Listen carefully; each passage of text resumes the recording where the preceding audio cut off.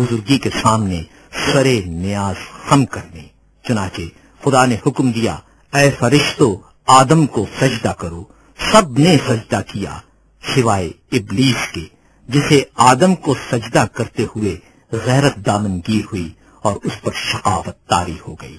اپنے آگ سے پیدا ہونے کا خیال کر کے اس نے غرور کیا اور مٹی کے بنے ہوئے آدم کو حقیر و کم مایا جانا۔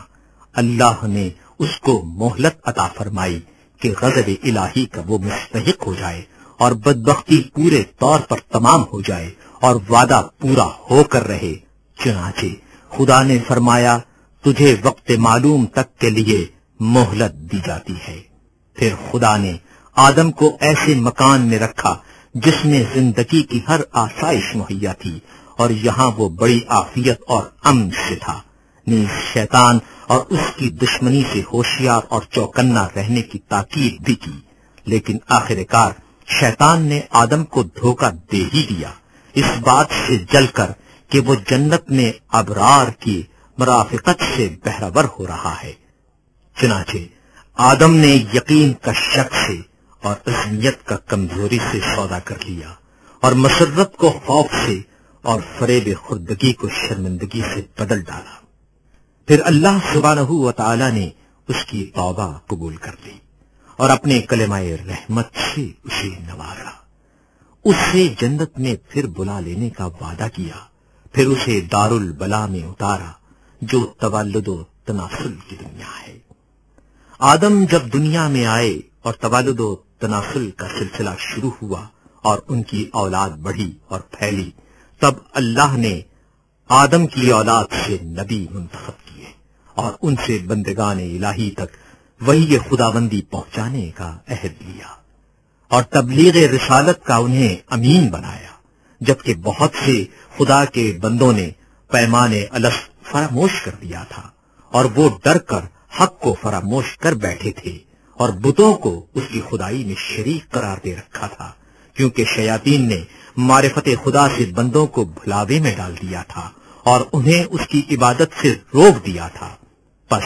خدا نے ان میں لگاتار رسولوں کو بھیجا تاکہ وہ خدا کے بندوں سے عہد الست کا حق ادا کرائیں اور اس کی فراموش کردہ نعمتوں کو یاد دلائیں اور تبلیغ کر کے محبت قائم کریں، اور ان عقلوں میں جو وہم اور شک کے گرد و غبار میں دفن ہو گئی ہیں پھر سے ابھار لیں اور چمکا دیں، اور وہ نشانیاں جو سروں پر چھائے ہوئے آسمانوں میں ہیں انہیں دکھائیں، اور جو فرش زمین میں ہیں انہیں سمجھائیں اور انہیں بتائیں کہ کیونکہ اچھی باتوں سے زندگی اچھی بنتی ہے، اور مہلت کیونکہ انہیں فنا کے گھاٹ اتار دیتی ہے، کیونکہ رنج و غم کی کثرت انہیں بوڑھا بنا دیتی ہے،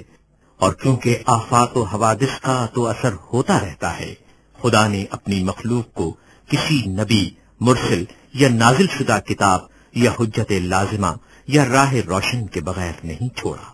وہ رسول کہ جن کے یہاں تعداد کی کمی تبلیغ رسالت میں کوتاہی کی موجب نہیں ہوتی، اور نہ جھٹلانے والوں کی کثرت انہیں کچھ نقصان پہنچاتی ہے۔ کچھ رسول آئے جنہوں نے پہلے والے رسولوں کی خبر دی اور بعد میں آنے والوں کی تصدیق کی، یوں ہی قرن گزرے اور صدیاں بیت گئیں اور زمانے گزرتے رہے اور آباء و اجداد آئے اور گئے، ان کی نسلیں گزریں، یہاں تک کہ خداوند قدوس نے محمد صلی اللہ علیہ وآلہ وسلم کو بھیجا تاکہ اس کا وعدہ پورا ہو جائے اور اس کی نبوت ختم ہو جائے۔ انبیاء سے اس نے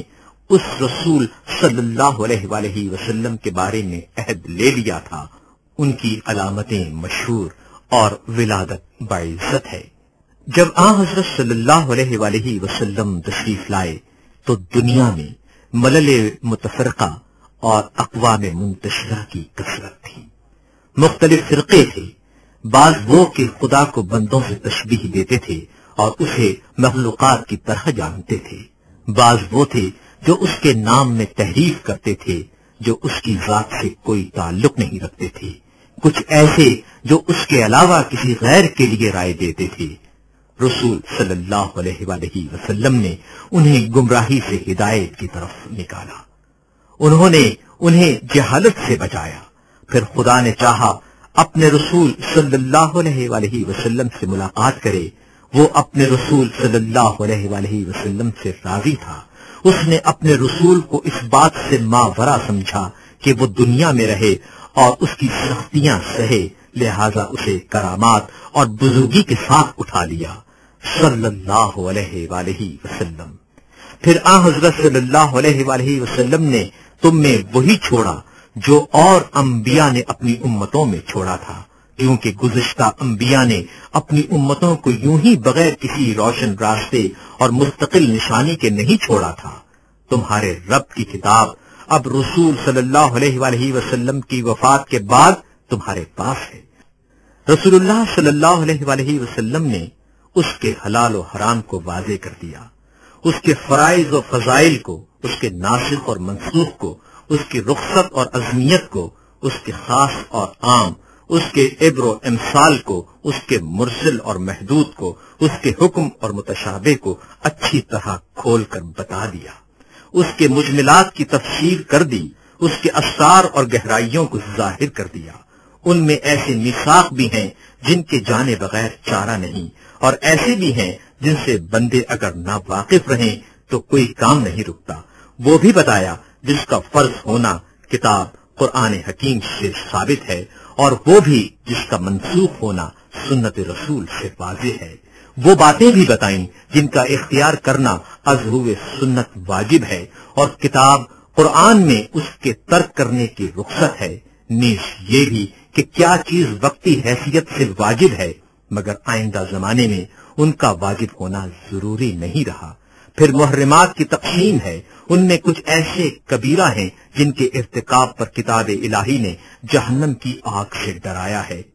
کچھ صغائر ہیں جن میں مغفرت کی امید ہے، کچھ ایسے مقامات ہیں کہ ان کا صدور مقبول بارگاہ الہی ہے، اور کچھ وہ ہیں جن میں بندے کو اختیار ہے۔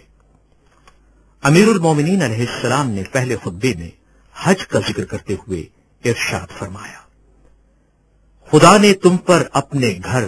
کعبے کا حج فرض کر دیا ہے، وہ گھر جسے دنیا بھر کے لیے قبلہ بنایا ہے۔ اس کی طرف لوگ یوں لپکتے ہیں جس طرح چوپائے گھاٹ پر ٹوٹ پڑے، اور اس طرح شوق سے یہاں ٹوٹ کر آتے ہیں جیسے کبوتروں کی ٹکڑی۔ اس حج کو اس نے اپنی جلالت کے سامنے بندوں کی فروتنی کی پہچان قرار دیا ہے۔ اس نے اپنی مخلوق سے ان لوگوں کو چن لیا ہے جو اس کی آواز سنتے ہیں، جو اس کی دعوت پر لبیک کہتے ہیں، جو اس کے قول کی تصدیق کرتے ہیں، اور اس کے نبیوں کے مقامات پر کھڑے ہو کر ایسے دکھائی دیتے ہیں جیسے وہ ملائکہ جو عرش الہی کے طواف میں مصروف رہتے ہیں۔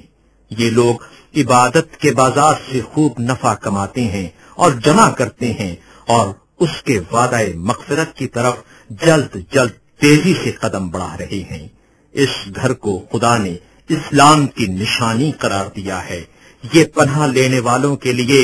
جائے پناہ ہے۔